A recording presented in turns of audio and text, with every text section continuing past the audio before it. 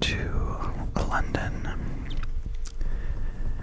and I've been there many times before, and I have friends there, so it's a very comfortable place for me to go. It's very nice. I think London is one of my favorite cities to visit, partly because London is very walkable, and I like to walk, and because the city also has a very good train system. Through a combination of trains and walking, you can get to almost anywhere pretty easily. Now, one of the things that people, I think, often encounter when they visit London is that parts of the city are very crowded and noisy.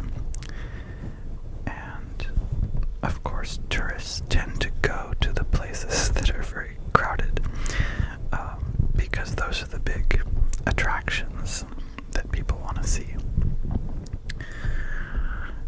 But I've found that even though there are a lot of crowded streets and noisy streets in London,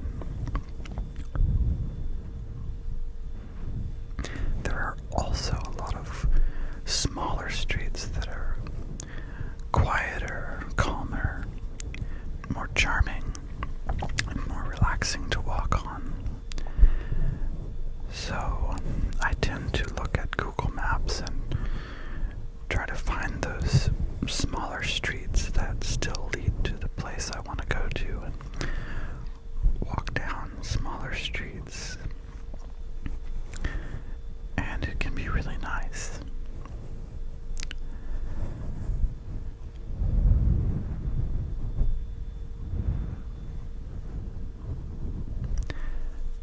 So the way I think of it is that London is almost like two different cities that are interwoven through each other. There's the crowded, noisy London, and that's like one set of threads. And the calm, charming, quiet London is a different set of threads. And these are woven together to create the city of London.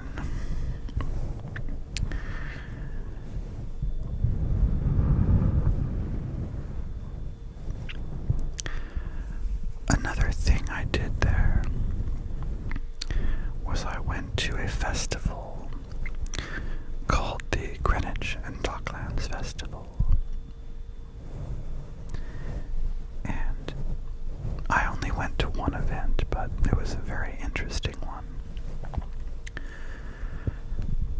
I found out before I went online that they were having a parkour demonstration and performance, so I went to see that. And it was really, really amazing. So, a crowd of people gathered in a square, and this group of parkour athletes from France did a performance along to music where they climbed up various buildings and did acrobatics. And rather than being fixed in one location, the performance moved through various buildings and streets. So it was interesting because the crowd had to follow along from block to block, building to building to watch.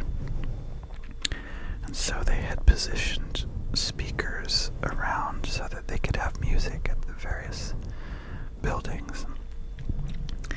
And it reminded me a little bit of something like Cirque du Soleil, where there's music and acrobatics and everything kind of flowing together. It was almost like, in a way, a dance performance, even though it was parkour, because there were a lot of artistic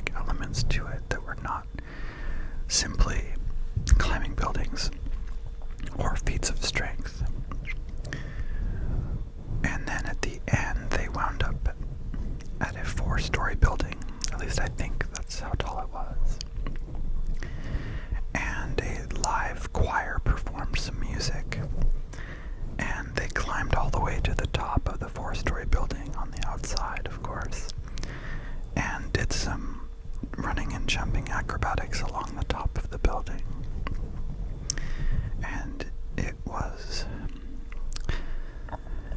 really very impressive and fun, although it did make me a little bit nervous because of how high up they were, that I just wanted them not to fall. But they were professionals and they were fine. And the crowd was really fun and the music was nice, and so that was just a very different thing to do than what I would normally do.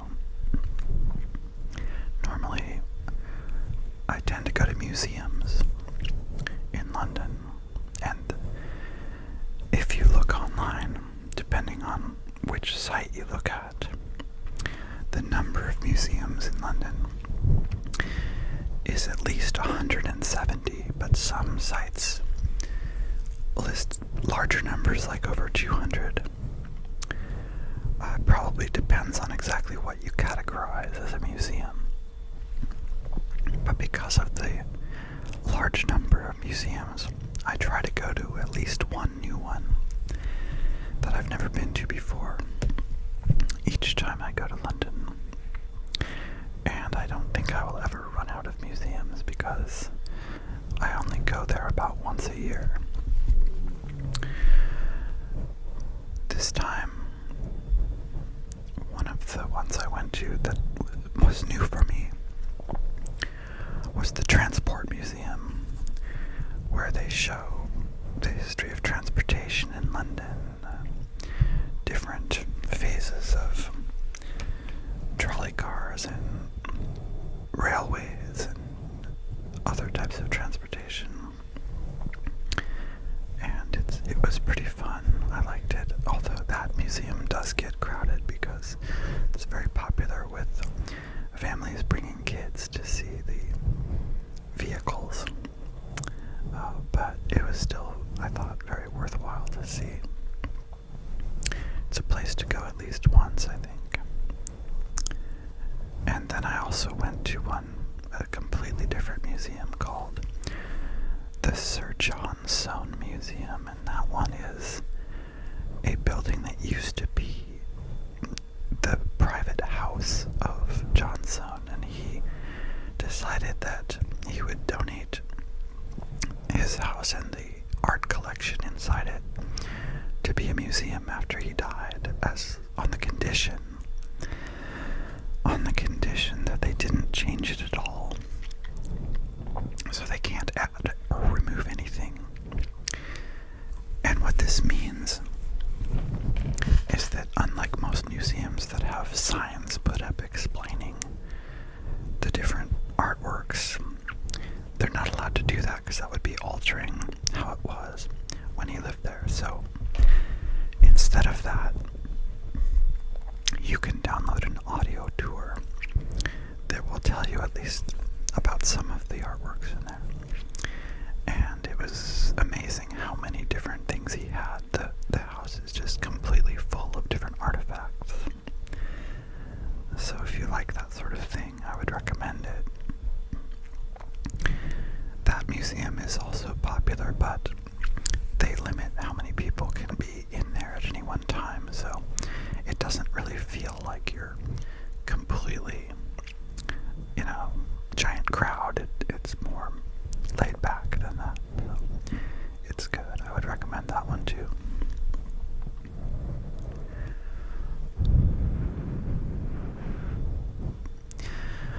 Okay, well, I think that's all for now. Maybe in the future I will tell other travel stories if you're interested in hearing them. Thank you for spending time with me